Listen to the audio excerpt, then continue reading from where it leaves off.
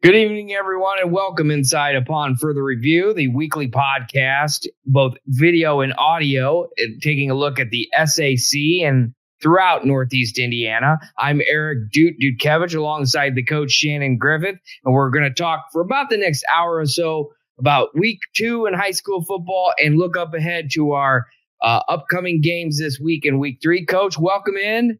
We're quickly going through this season already, it feels like, as we look ahead to week 3. But week 2, just a wild one in the sense of maybe not the games on the field, but the weather that kind of wreaked havoc and extended a lot of games into Saturday. Yeah, it was smoking hot prior to kickoff Friday at Spooler Stadium. And then we got about a half and a series in before the Thunder and Lightning show showed up and ultimately pushed the game that we had back until Saturday. I have a note down here about this Lightning rule and how it is being, if it's being equally applied, because there were games within 5 miles of where we were at Spooler Stadium that continued and finished on Friday night. And there were games within 10-mile radius of Spooler Stadium. One went into overtime and finished. So I'm not understanding this Lightning rule and whether or not what we were seeing was either lightning or heat lightning, the heat lightning that you can get when you get the atmosphere the way it was, because it never rained. No. We were waiting for just the monsoon to open up and just pour down, and it never rained. And it never rained when I went through up through Busco. But we ended up starting back up at 10:30 that night. So, but hey, it'd be interesting to get a ruling on what is the rule, how is it applied, things of that magnitude. I'm not saying that Snyder made the wrong decision by any means. I'm not a Lightning guy anyway. It's kind of crazy how it was applied other places, and I don't know. I guess that's the question for other people, but I just found it odd. Yeah, I think, it's going to vary for different places. As best I understand it, it's within 9 miles of your location. So in our case, we were out at Spooler, so basically 9 miles within right. Northrop. So, you had cases where Leo and Angola never had a lightning delay. DeKalb and Garrett, they had a delay but came back, and like you said, went to overtime. You had Snyder and East Noble out at Spooler play a series into the third quarter, and then they postponed and came back the next day, and they had to go to Northside on top of it because of the athletic events that were scheduled at Northrop that day. So varying degrees. Of course, you throw in the aspect of the high schools that had to go down to the Indy area or the Indianapolis school. Oh, yeah. So, Carroll all the way down to Center Grove. But then, so it was a lot of different cases. And then what's fascinating about it to me is there were games out there that were complete blowouts in the first quarter that they came back on Saturday and continued out of conference games. I know. It's like, I just don't understand. But, we had some really good games. And the unfortunate part, I think, also in that is that I'll even look at the case of Snyder and East Noble. Like, in a lot of ways, it's like East Noble didn't even get off the bus Saturday morning. It was a really nip and tuck game that first half. on Friday, and then Saturday, it was like Snyder just, I mean, it was crazy. And I don't want to say they didn't get off the bus and they didn't try. That may be a little bit too strong. But at the end of the day, point being, it was a completely different game on Saturday morning than it was on Friday night because, it's just a whole nother atmosphere when you push. I mean, you are a coach. You get your guys ready, and then you have to take that away and say, okay, we're getting up at 6:00 in the morning and trying to go do it again. Well, at least East Noble didn't have that far to travel, and it's much harder on the teams that are traveling. I remember a case when we played Trine on a Thursday night. We got about a quarter and about half of a quarter of a game at our place when I was over at Manchester University. And the skies unloaded and it was a lightning show. And again, non-conference game, but you only get 10 games. And so they came back on a Sunday afternoon because we couldn't get officials on Friday because of high school football and guys being assigned there. So we got officials to come back on the Sunday afternoon to finish it. We end up beating Trine because I do think in some regards, the team that travels has a little bit more logistic problems in doing so. And that's, that game had a couple days in between too. But, the East Noble, I do think it affected them because the way they played on Friday night and those kids were pretty spent. You got to take into account the weather in terms of the heat and how that affected the kids on top of everything else. And going home and trying to recoup that in a 12-hour window, that's not enough recovery. See, that's the other thing that I thought got lost in the equation with all this is trying to come back in a quick fashion on Saturday to finish games, not taking into account the recovery aspect that these kids had gone through on Saturday or Friday night in terms of the heat and things of that nature, which I think plagued them. I don't know. Did Noblesville go all the way back to Noblesville and come back up to Homestead? Or did they find a place to stay? I think it was 40. That final was 49-6. So I think they called that one. I mean, I don't think they resumed that game. Well, the way it was, there were so many all over the map. Like I thought Carroll was going to go back down, but then no, they wound up calling. But then you had a situation like Wayne and South Bend Riley, which we can maybe talk about a lot later. 14-7 game, coach. That the lightning strikes, it keeps pushing things out. South Bend Riley says we're going to go home. And we're not going to make this game up. Wayne says they're willing to play even at Riley in South Bend on Saturday morning to finish the game. Riley says no. So this game goes down as a no contest and not a win or loss on either team in a 14-7 game. I mean, that's a big blow. I mean, really to both teams. I mean, all the players and stuff. I mean, that just gets to a point where it's like, geez, what? I mean, I don't really understand, that logic either. Well, we could devote an hour-long podcast to what is, this type of situation that came up on Friday. This is what happens when you have non-conference games. It's good to have them because you play non-conference opponents. It's bad because you get a situation like Friday. Non-conference has nothing to do with the conference, has nothing to do with the playoffs because in Indiana, everybody makes it. Yeah. So the reality of it is the game is worthless. We're playing 2 weeks of glorified games that count, wins or losses, but at the end of the day, it does not have any bearing on a conference race or anything of that magnitude. So anyway, like I said, we could sit here and devote hours and hours to this type of podcast. And I don't know if we necessarily would come up with any solutions. I was just observing the lightning aspect of things and how it is applied or not applied.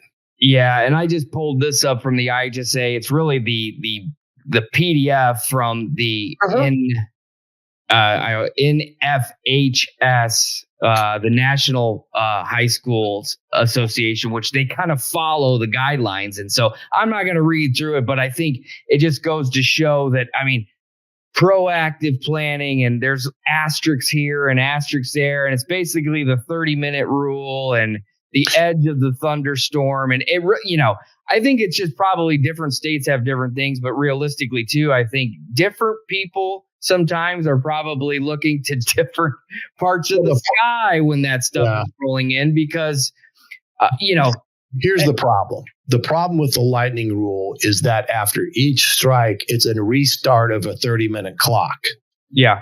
All right. See, to me, that's redundant. You need to have something. Okay, there's a lightning strike.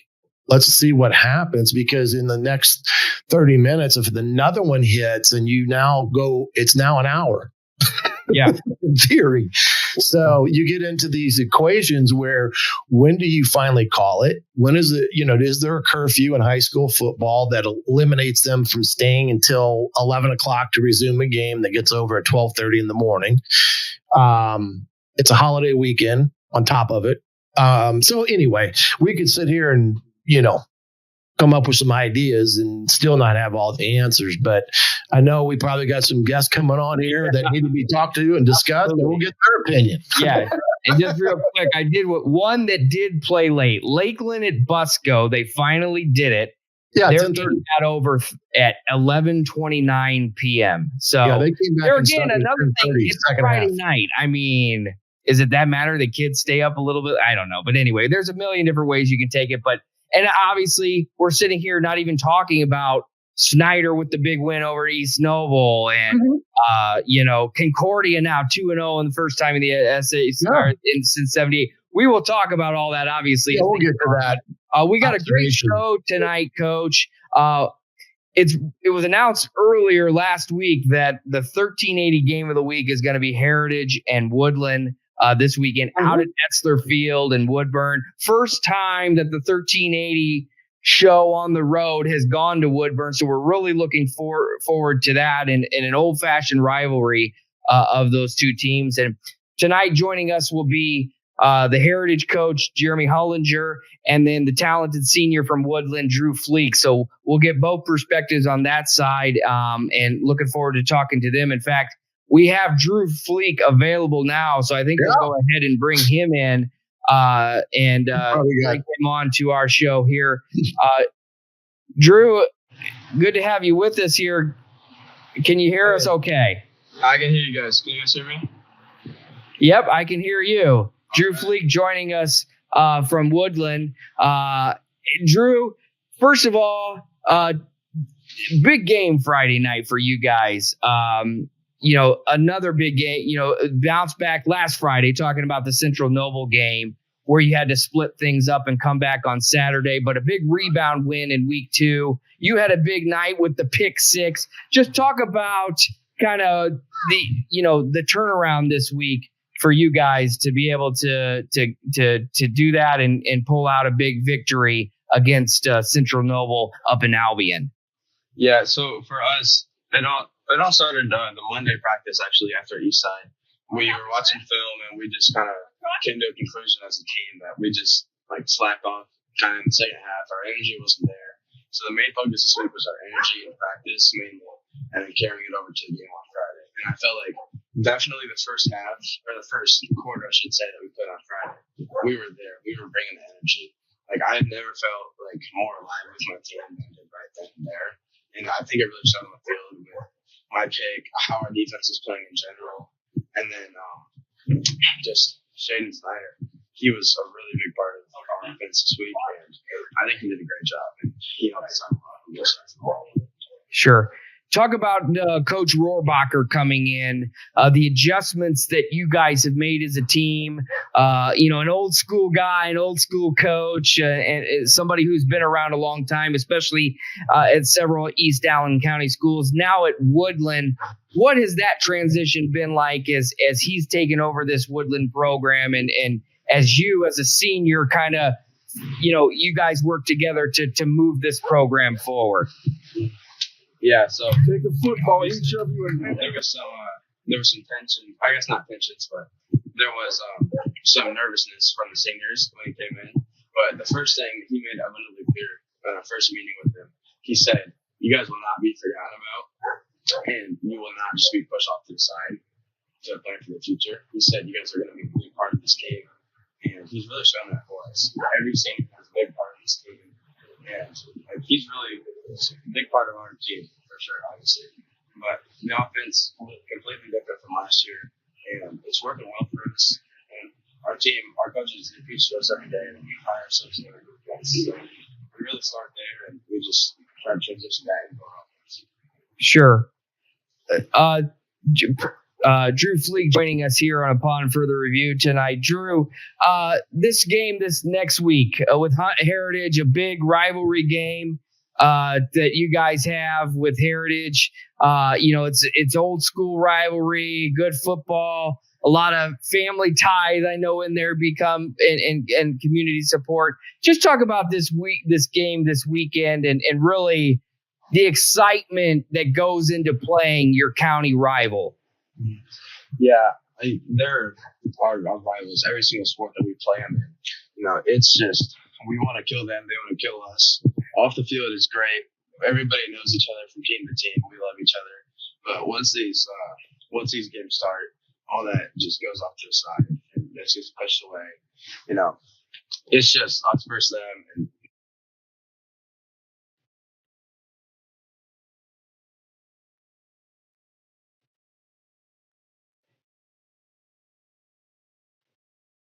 Absolutely. Yeah, I think we're having some signals with problem with Drew's signals right now, but we'll see if we can reconnect that here in a second here. But yeah, big one on Friday night, Coach, with Woodlan and Heritage. That's an old-fashioned rivalry where those guys, you're going to get 100% out of them. Here with I call him an athlete. Drew Fleek from Woodlan High School because he plays more than one position and does it pretty well, plays other sports as well, and that's a good thing to see, a multi-sport athlete enjoying his senior year. Drew, over the last couple of years, you have had some controversy with the coaching and things like that and what all occurred and the impact it had against you guys as a team. How has, in your terms, has Coach Rohrbacher become more of a balance to your guys' team this year than maybe in past years than what you've had? Well, so with our coaching last year, obviously it wasn't what anybody wanted, but things happened and we just got to move past them. And Coach Rohrbacher, he's a great guy. We love him like he's our dad. Yeah. We just love him. We welcomed him right away. He welcomed us into his family. With his coaching staff, we've got a whole new coaching staff. They all love us, and we love all of them. They make us work hard, and I think that's a great thing. They push us beyond our limits sometimes, whether it's in conditioning or just simple drills or walking through plays. They want it to be perfection, and I agree with that. And they just push us up to our limit, and I think that's a great thing. Sure. Absolutely. Well, Drew, we appreciate you coming on tonight, joining us on the Upon Further Review podcast, and everything that you guys do. Best of luck to you guys on Friday. That'll be our 1380 The Fan Game of the Week, presented by Midwest Box Breaks. The PSM High School Football Tailgate Show will start at 6 in Woodburn. So we want to see everybody from Woodburn, Woodland, Harlan, all of the Eastern Allen County. It should be a fun one out there at Etzler Field. Best of luck to you guys, and thanks for coming on the show tonight. Yeah, thank you for having me. All right, that was Drew Fleek, the talented two-way player, second team all-conference a year ago, Coach. And, you've been part of coaching changes on one end or the other. To have a senior like Drew Fleek on your team to help in that transition, I mean, Brock Rohrbacher, easy for me to say, is got to be beaming to have kids on like that on his team.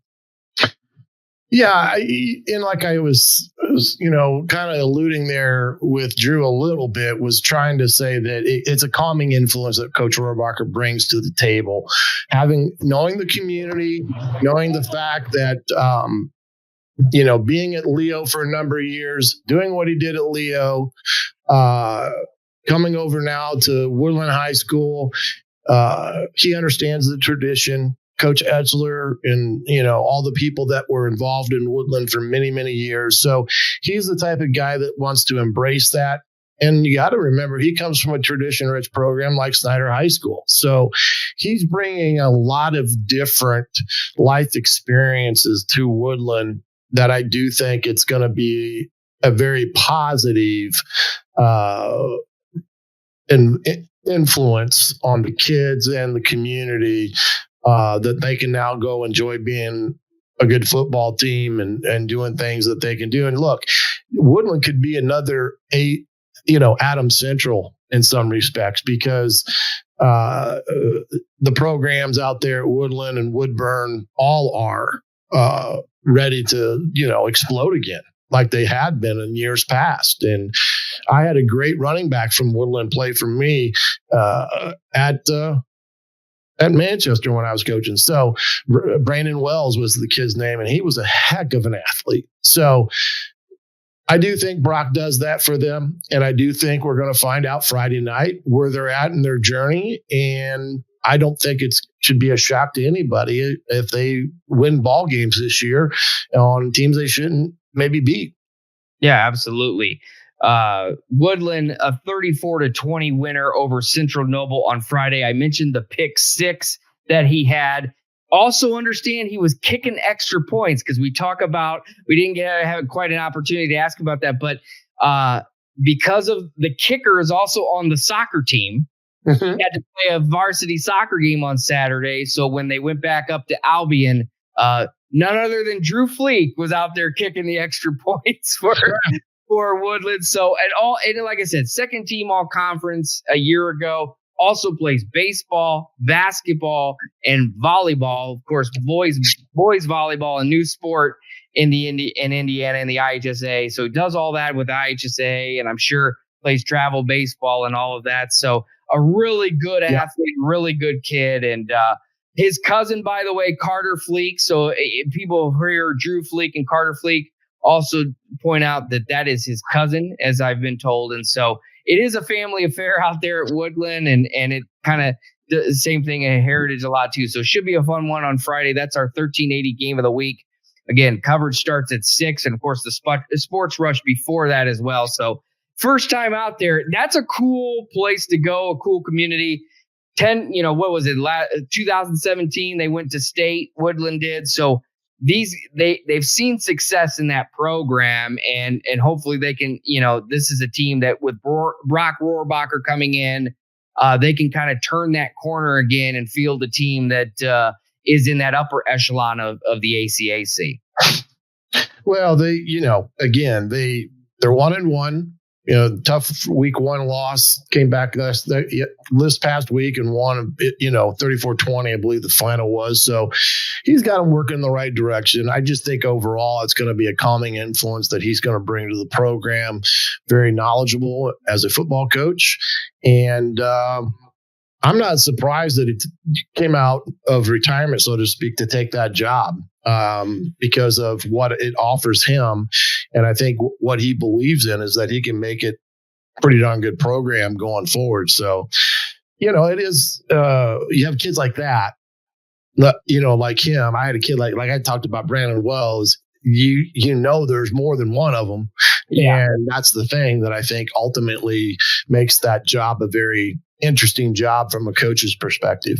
Yeah, absolutely. So that's a big one on Friday night. Hopefully coming up here in a little bit, we'll talk to Jermey Hullinger about some of the game, the big game this Friday. But Coach, let's kind of look back at some of the other games on week or some of the other matchups or some of the highlights, I guess you could say, because it really was a topsy-turvy Friday where a case of, some games got played in one night, some went back. It was, it's a nightmare trying to track scores and stats and things like that. But just looking at some of the games in a recap, our lead game last week, the 1380 game of the week was Snyder at East Noble.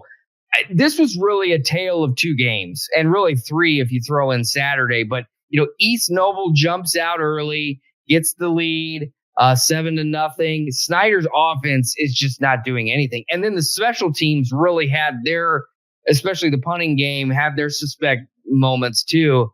But it wasn't until the Brandon Logan punt return touchdown that completely changed that game, that outcome. And And really, Snyder was a totally different team, I felt, after that. Yeah, he definitely gave them the needed spark that they needed via punt return, because of that is such a big momentum change. But I'll say this, the first half, East Noble, I thought, was the more physical team. I thought they were outplaying Snyder. Snyder is a young team on offense. They got a young offensive line. They got a quarterback playing his only second career start. And they got some deficiency there due to youth. Their defense, though, pretty strong. Blakey is a stud on the outside. That helps them a ton. Now they changed their philosophy defensively. They went to basically a 3-5, or what some people may call 3-4, but they're playing true man free and letting Logan be a guy that can roam around and make plays in space. Well, what was happening, Tash was taking advantage of that with the quarterback from East Noble and running corner routes, and they hit a ton of those on Friday night. And ultimately, Snyder got the chance going, and what they did that second half to start before the Lightning, they took a drive and went, I think, 89 yards on about 15 plays. And Vance made a heck of a throw, but he made two throws that were really good prior to that in the quick game that ultimately set up the fade throw to Bodie. Yes, in the corner. Yeah. And, what helped that drive was that 50-yard run that really sprung them out of bad field position. So all that prior to the rain helped Snyder carry that momentum on Saturday to ultimately pull out a win. But take nothing away from East Noble. Good, solid football team. Crail is a beast. Test is a good football player. Sprague is a good football player. Yeah. Riley Biddle, the quarterback. The quarterback's a good football. There's a lot of good football players on that team, and an offensive line is pretty big. So they're East Noble is just fine. So I will say that right now, they are just fine, because for the most part, had that game not been interrupted, I don't think the score would have been what it ended up being. I think it'd have been a much closer ball game. Yeah, absolutely. It was. I think it was. It wound up being. Was it 21-10 at half? Or no, they scored right out of the third quarter. See, that's where it gets. There was one series in the third quarter before the break that was 21-0. That was the Kolobodi touchdown. Yeah, it was 14-10 at half. And then Kolobodi gets the touchdown, which is 21. That's when they do the delay. But you talk about two starts for Aaron Vance. It really was almost like three, because he comes back on Saturday and he finishes for the 16-hour game, if you count it Friday and Saturday, 10 for 18, 103 yards, and 3 rushing touchdowns. And he showed he could get it done with his legs. His arm, he's got an arm. He can throw the ball deep. It's a matter of just getting him in, working that system and finding the guys and all of that, and just building his confidence as a quarterback. But from a running standpoint, that's where it started for him, and he was able to really show that other dimension of the game. So a big win for Snyder to get their second non-conference game and go 1-1 in that season. Another one we talked about it earlier, down south of Indianapolis at Center Grove. Carroll took the long trip down there. They were in for another big test, especially after last week.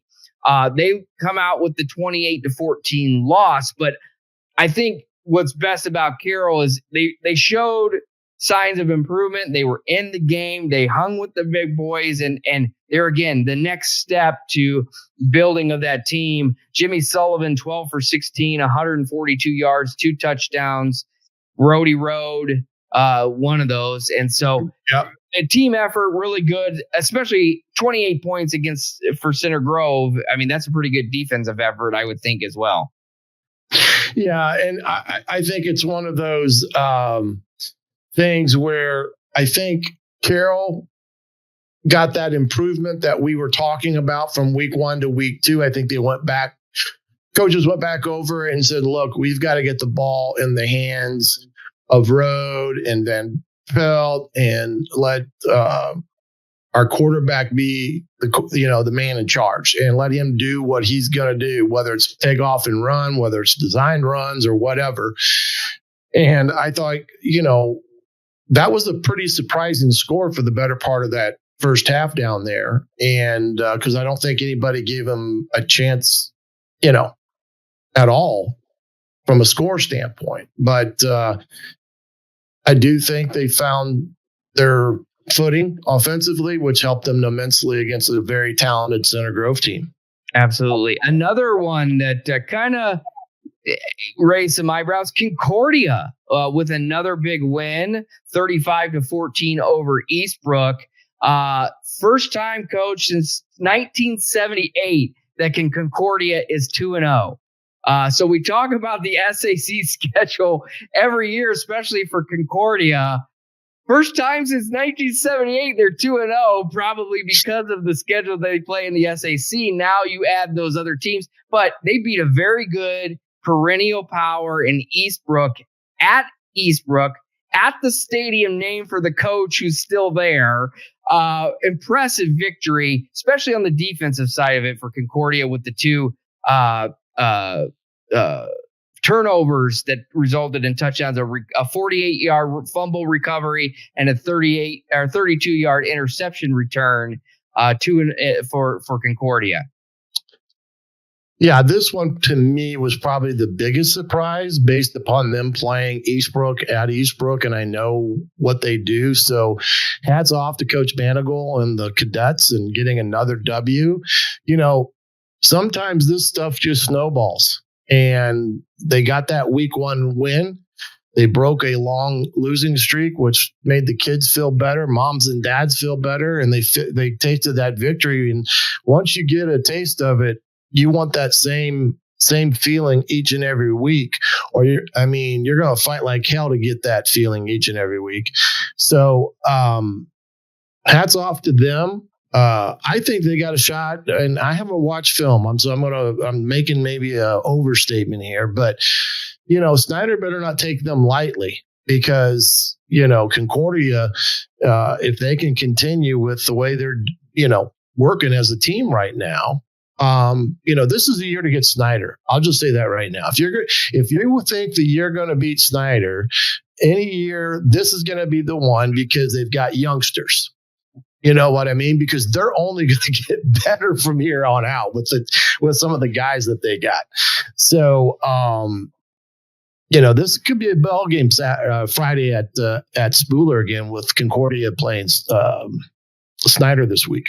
Yeah, 3 straight home games for Snyder as well. Of course, the first one at Wayne, but a big win. Jack Stewart, another big game. And important to note, the rushing game was there. 109 yards, 2 touchdowns for Victor Sawyer at the running back position. Yeah. So they were able to find that running game. We'll see how that carries over, especially at a team like Snyder. But, that Snyder D line on that rush, they stopped East Noble big time. So another one to move on. Just some other quick hitters. Moeller over Dwanger, 42-18 out in Cincinnati. We talked about how good Cincinnati Moeller is. Now, that game was 21-18 in the first half, but then Moeller went on their run and it was 42-18. Matt Panatoski, 362 yards and 4 touchdowns. So that's the kid that can light it up. He's got offers from Purdue, Cincinnati, and that's just the football offers, some of the MAC schools, and then baseball, Tennessee, Texas A&M. So that kid is a dynamic player that we don't really hear about here but if you're a Tennessee fan or maybe a Purdue fan, come on over down to West Lafayette, Matt. It should be that could be a big name to watch in the future in college football. Noblesville 49-6 over Homestead. So Homestead struggles continue, but there again, the schedule. And I think the other one, really big one in the area. You know what? Go back to that Homestead game. That game surprised me a little bit in terms of Homestead giving up 49 to Noblesville. Because I really thought Noblesville, like I said, and I think we talked about a little bit of this on Friday night. Noblesville is a middle to bottom of the pack in their conference down there in Indy, because they're in a tough league. And I thought Homestead would have had a better showing against them. But for whatever reason, it just wasn't their night. But that kind of concerned me a little bit, just seeing the lopsidedness of the score from that perspective. But yeah, that was just all I wanted to interject on that one. Yeah, and I just pulled up the stats just now. 384 rushing yards for Noblesville, and on their max prep stat breakdown, 1, 2, 3, 4, 5, 6, 7, 8, 9 different guys running the ball. Of course, Brody Gump, 172 yards to lead the way with 3 touchdowns. So, and only 4 passing attempts. So Noblesville is a run-heavy team. I think when it's hot, and you got the big boys up front, that kind of tends to be the standard for where that game will go. 2 more really involving SAC schools that I think are worth noting out. First of all, I think Northside and Indianapolis Lawrence North. Northside riding the high of the previous week with the 337 yards and 4 touchdowns that Newsom put up, but really struggled offensively this week against a very good Indianapolis Lawrence North team. Caleb Kingley still had 152 yards on the ground, but Lawrence North, 227 yards through the air, 152 yards of that to 1 receiver. I mean, they were just throwing the ball all over the place at the new Chambers Field. Yeah, Lawrence North is a very electrifying team offensively. They can do a lot of things, and they have been doing it for the last couple of years. And they're a team that you got to keep an eye on down there in Indy, because they may sneak in and be the guy that comes into the state into Indianapolis down there at Lucas Oil, because they do have good ball club. And again, but I do think there are some bright spots that Northside can take from that game Friday and use it to their advantage, because they got a big one this week. It's Dwenger Northside. This game will, that's a big ball game. And we're getting into the week conference, the conference schedule. And so both these teams are going to come in there, especially Dwenger, a team that's licking their wounds a little bit, needing a win. And this could be a ball game. But I do think Northside can take some positives out of that ball game against Lawrence North. Yeah, absolutely. And I think for Northside, and it's really interesting the way some of these schedules work out. 3 straight home games at the new Chambers Field, as we mentioned, and we say new, it's the same Chambers Field, but the renovations there, the turf there that has gone in, the $2 million of renovations in the offseason. But yeah, Dwenger on Friday, and then Concordia a week from Friday. So there again, Concordia, with what we've seen so far, that could be a fun one in the old-fashioned Dorfler Bowl, as we talk about one of the Dorfler Bowls, but as it were. But yeah, and then I think, Coach, the other one from that kind of jumped out from involving SAC teams, I would say, would be Bishop Luers and New Haven. That was a big game in the sense that both of those teams had lost the week before. We saw a lot of offensive production out of New Haven towards the end of that game.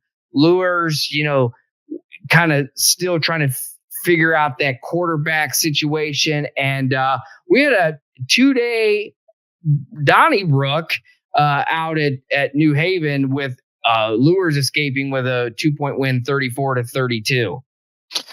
Yeah. And again, these games that, Luers is in against these opponents, they're showing their true grit and what a Luers team does. They play Leo tough and kind of lose a heartbreaker in some respects, but then they go out to New Haven and have a big game out there and, come away with a 2-point win against the New Haven team that for all practical purposes is playing pretty good considering them losing their coach prior to the, couple days before the season started. So give the Bulldogs credit.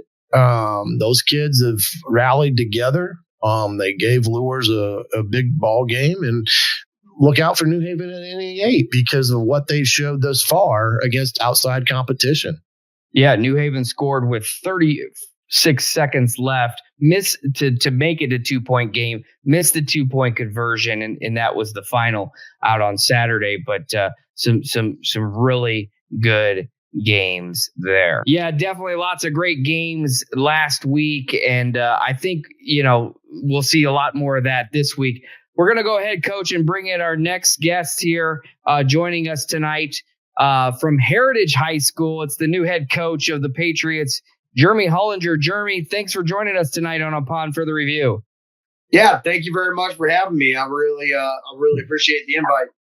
Yeah, absolutely. Well, first of all, I think you're the new man in charge at Heritage. Just talk a little bit about how this job came to be for you. Kind of, you're a Heritage guy. You've been around for a long time, and now the opportunity to run this team, just how things have been for you in the last couple of months as you take over this program.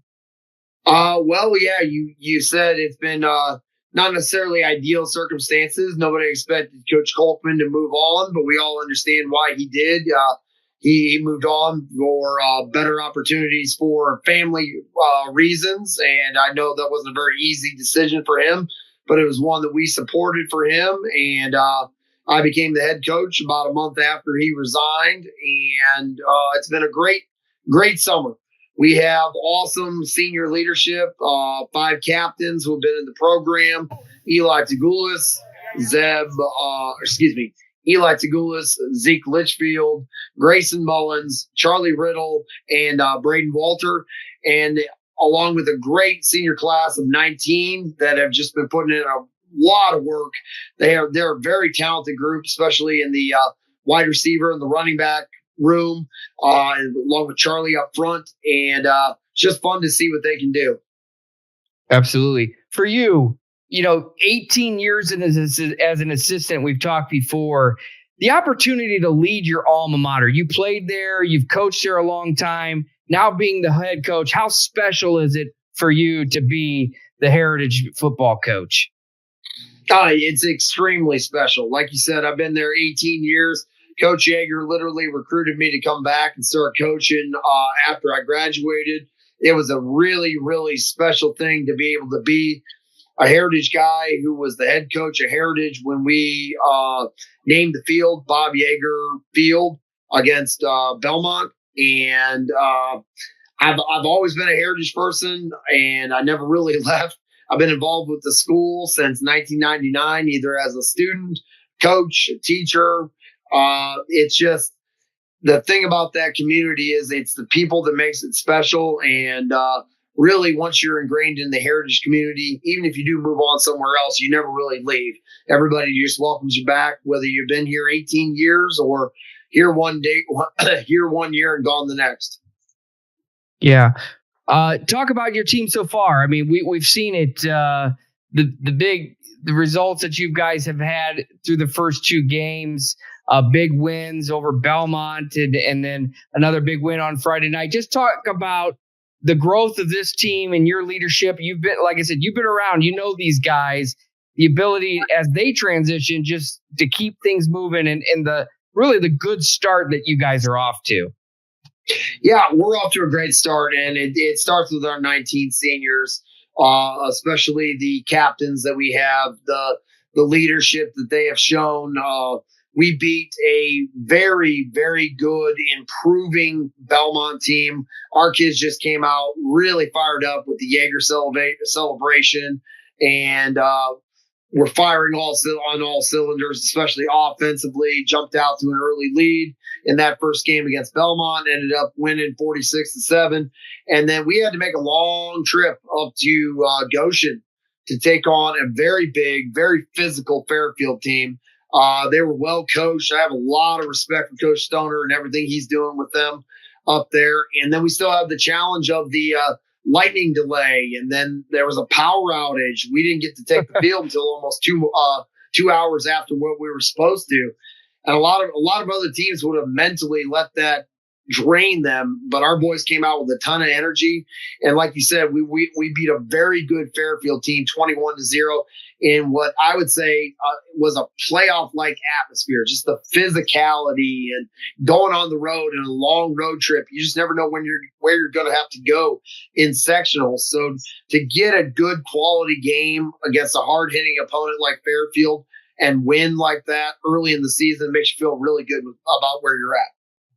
Coach, talk a little bit about what time did you guys come back out during the lightning delay? You said it was almost a 2-hour delay. Yeah. So we hit the field for warm-ups. There was almost 40 minutes left still on the clock for our warm-ups, and almost immediately the lightning hit, and we spent a lot of time waiting out the storm. And then when the storm was out, things were looking nice. And then we realized, the power's out. So with no power, there's no lights. And because of safety reasons, we weren't allowed to even go out onto the field to warm up until they confirmed that they had lights. So we didn't start our warm up until after 8 o'clock. We didn't get the game kicked off until after 8:30. So all told, our boys and Fairfields were waiting around for almost 2 hours to get ready to get the football game kicked off. So you never got started at the initial start time? No, we did not. Nope. Okay. We were in the middle of our pregame warm-up and the skies opened up. So there's another one. There's another version of it. At least it wasn't in the middle. Some reason, for some would say that was probably a good thing because of, what happened here in Fort Wayne was a little crazy in terms of who got games in, who didn't, and so forth and so on. But yeah, absolutely. Yeah. Well, now conference season starts. You got Woodland coming up Friday, and, everyone's out of the non-conference stuff, for 2 weeks. Now you got to go into the conference. Where do you see your boys right now heading into a rejuvenated Woodland team this year, and that game being another big road test? Oh, absolutely. You talk about first game in conference play. That's huge. Everybody's looking to get a win, start off 1-0 in the conference. Woodland's a rivalry game for us. It's only 15 minutes up the road. I have a ton of respect for Coach Rohrbacher. He's a longtime head coach who's put together some good programs before.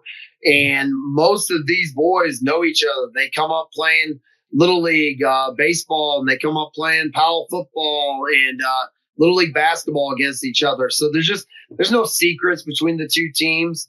It's just going to be a matter of both teams coming out, playing hard, protecting the football, executing the game plan.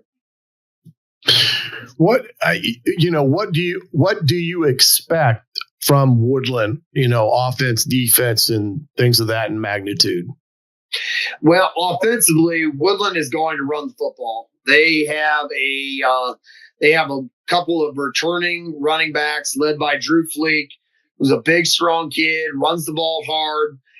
They're big up front. They have several seniors up front. They're going to play physically. They're going to want to control the clock and milk time and go on long drives. So it's going to be a challenge for our guys to get them off the field. And then defensively, they present a lot of challenges because they like to be aggressive. They like to move around. They like to blitz from a lot of different angles. It should be a good test for Eli and Charlie and a lot of our other seniors as they look to set protection and get us into the right play. The community, you talked about it. These games, everybody comes out, no matter what the records are. Luckily for you guys are 2-0, and Heritage is Woodland's 15 minutes away.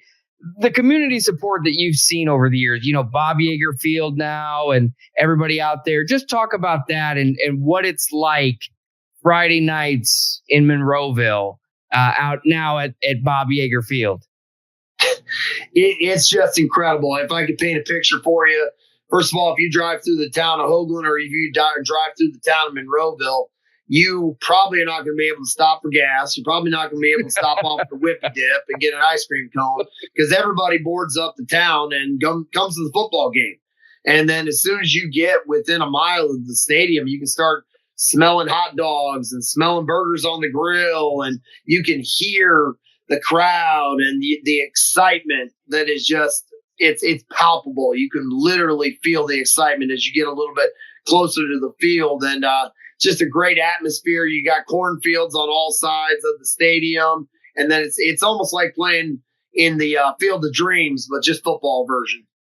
Absolutely. Well, it's going to be a big one Friday night, Coach, out at Woodlan HS Field. Another great coach, legendary, and certainly tells the history of football in East Allen County schools and across our area and in the ACAC. The two Allen County schools from the Allen County Athletic Conference locking up. And we will be out there for the 1380 The Fan game of the week, and looking forward to being out there and seeing your team play. And best of luck on Friday night and the rest of the season. And congrats once again on becoming the new head coach of the Heritage Patriots. Thank you very much, Falls. I'm looking forward to it, and I appreciate everything you do to bring the attention to this part of the state and the football that these boys play. Absolutely. So Thank you. Thanks, Coach. That was head coach Jermey Hullinger from the Heritage Patriots joining us on Upon Further Review. And, you know, he's got that fiery personality, Coach, that I think, you know, he's a guy who's been around a long time. He's plied his craft. He's now the head coach, and this is his team. But he mentioned it. I mean, he played for Bob Yeager, a Hall of Fame coach whose name is now on the field. They did that at week 1 ahead of that game. That was really cool and a nice honor that they bestowed on Mr. Yeager, Coach Yeager. And then also, you know, playing coaching under Casey Colkman, another Heritage grad. That continuity of the program has been crucial for Heritage to keep that program afloat. And, you know, week 3, they've done some really good things in their first 2 games with a new head coach in Jermey Hullinger. Well, yeah. And, he's a diehard. He's been there. First and foremost, you got to get somebody that wants to be there, right?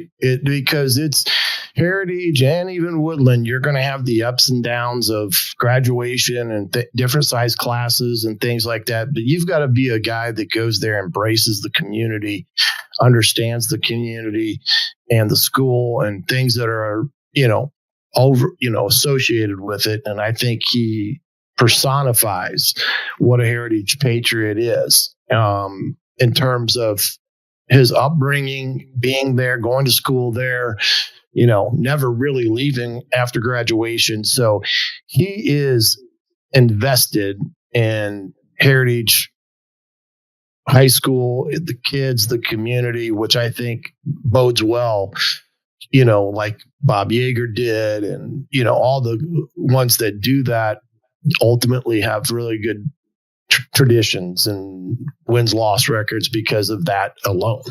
Yeah. So I just think he's one of those guys, loves football, loves his kids. I think they respect him. I think they wanted him to be the next coach there in all respects. And it's good to see a guy get an opportunity to be that guy at a school that he definitely has a lot of affection for. Yeah, absolutely. Class of 2005 for Jermey Hullinger, played on the offensive line. And get this, Coach, I was doing some research just, when he came in. Not only did he play football on Friday nights, but he would write the game recaps and send them to the News Sentinel so that they would get, coverage in the newspaper. And so that's there you go. The Heritage Patriot, the guy that's rooting for the team. And so, yeah, that's good to see. He's a great guy, great interview, always has something insightful to say. And I'm glad that he's getting an opportunity now, because there's always head coaching jobs open each and every year. And he could have been here and there, but he's stuck there with Heritage, and the time was now for him to become the head coach. And I think they've found a good hire in Jermey Hullinger. Thank you for him coming on this week. Well, Coach, that leads us to the last couple of minutes of our show, and kind of looking ahead to this week. Like we mentioned, as we pull up the slate of games, we head into conference play and these are the four major conferences that we kind of follow and cover here on Upon Further Review and at 1380. If we go down the list, the SAC, Concordia at Snyder, Bishop Dwenger at Northside, Northrop at Lures, Southside at Carroll, Wayne at Homestead. There are some interesting games on this list, Coach. What anything sticks out to you that for you that you'll be watching this coming Friday? Well, there's 3 games on there that you'd like to be at: Dwenger Northside, Northrop at Bishop Lures, because I think that's going to be a candid game, and then of course Wayne at Homestead. I mean, those 3 games to me are the pinnacle of week 1 in the conference, and for them to come right out of the gate swinging like that, those are 3 darn good ball games to come out and watch. Yeah, absolutely. I mean, Concordia riding high 2-0 for the first time since 1978. Snyder turned things around against East Noble. And then, you know, that Dwenger Northside game, that is always a game that Northside circles and has circled for the last couple of years. They've been able to get some big wins over Dwenger because for them, I think that is seen as kind of that next step game of knocking off Dwenger. And I think they did that 2 years ago, and that was a big night for them. And then I think, you know, Lures and Carroll, I think will have it pretty easy at home.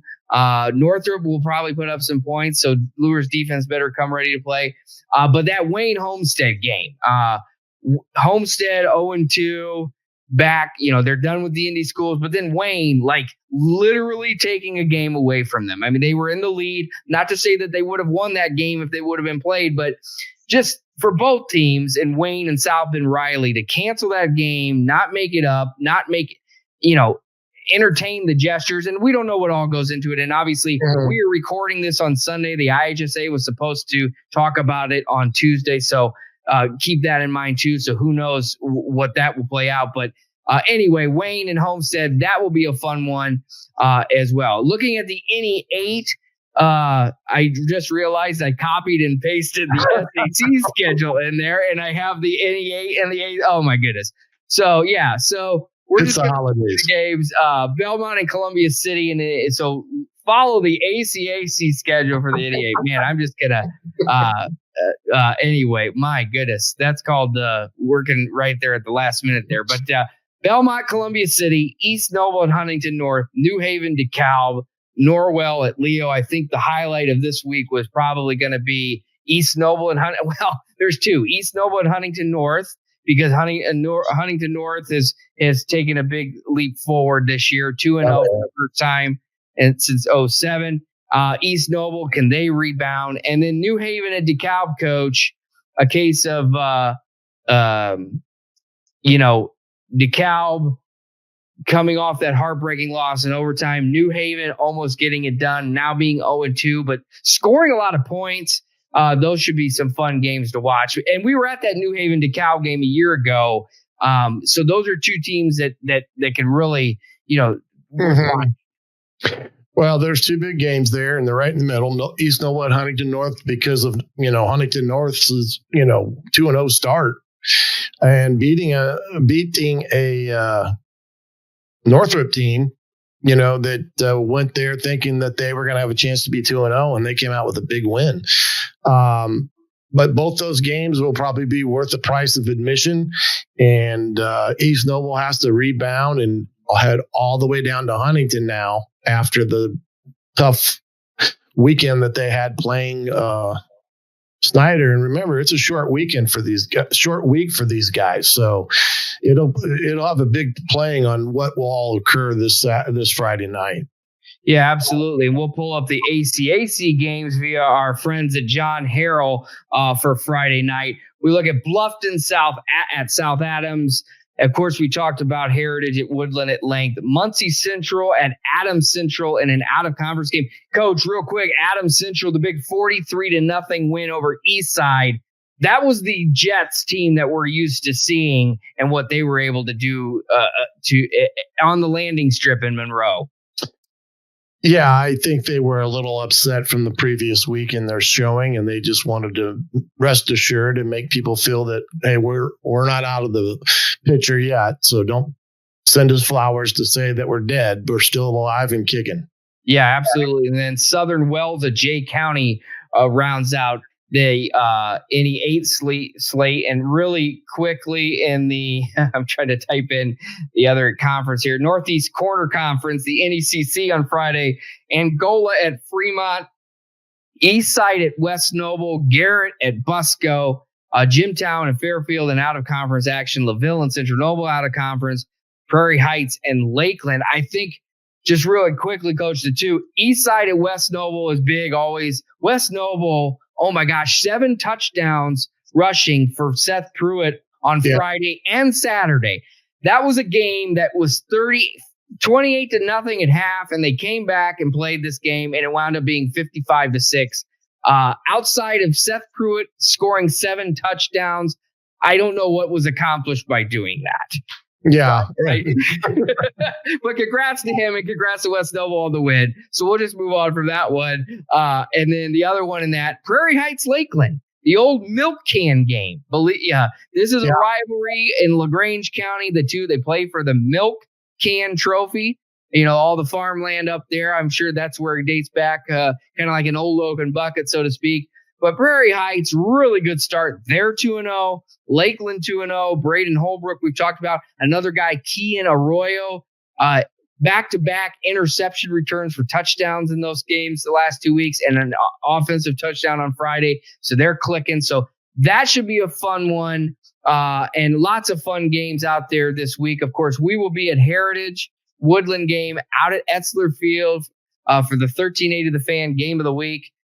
Presented by Midwest Box Breaks. And then, of course, our pregame show will be on at 6 o'clock from Etzler Field in Woodburn. So come on out if you're out in those parts of Allen County. We'll be on at 6 to 6:50 with Jim Shovelin and you and myself. And then kick off at 7. And then the Pizza Hut at New Haven will be the post-game show on 1380 The Fan. Join Brett Rump and Adam Lundy as they'll have scores and highlights and breakdowns of all the game. But Coach, it's been another fun week. Of course, like you said, we can catch us every Wednesday right here on Upon Further Review. Anywhere you find your podcast on audio. We also stream the show on Facebook, YouTube, X for your live and also on demand. And then we have different segments of the show for people to go back and watch as well. So it's been another fun week, Coach, of breaking things down.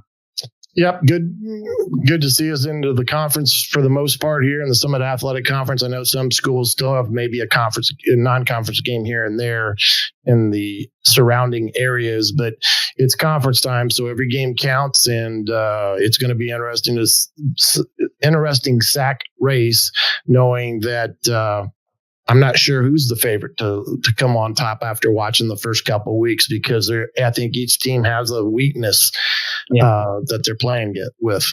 And actually, there's 2 tops, too, when it comes down to it, I think we found. Well, this was a great show. Thanks, everybody, for joining us tonight. Thanks to Drew Fleek, the Woodland senior, and also Jermey Hullinger, the head coach of the Heritage Patriots.